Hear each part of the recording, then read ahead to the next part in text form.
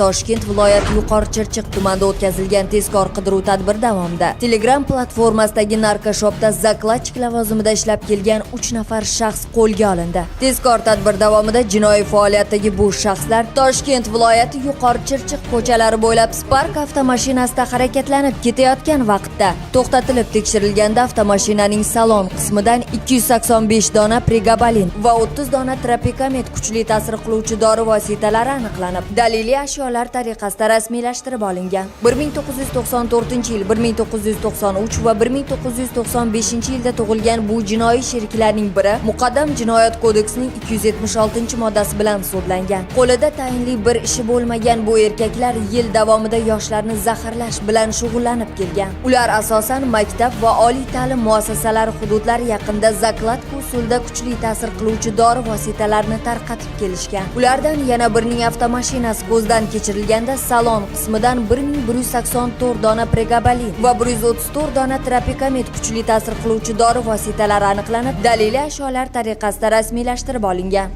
Narko jinoyatlarni erta aniqlash hamda ularning oldini olishdagi tezkor qidiruv tadbirlari respublikamiz hududlari bo'ylab kuchaytirilgan tartibda amalga oshirilmoqda. Agarda siz ham shubhali faoliyat yoki shaxslar haqida ma'lumotga ega bo'lsangiz, Stop Narkobot Telegram kanaliga yoki ekranda ko'rsatilgan call center ishonch telefon raqamlariga xabar berishingizni so'rab qolamiz.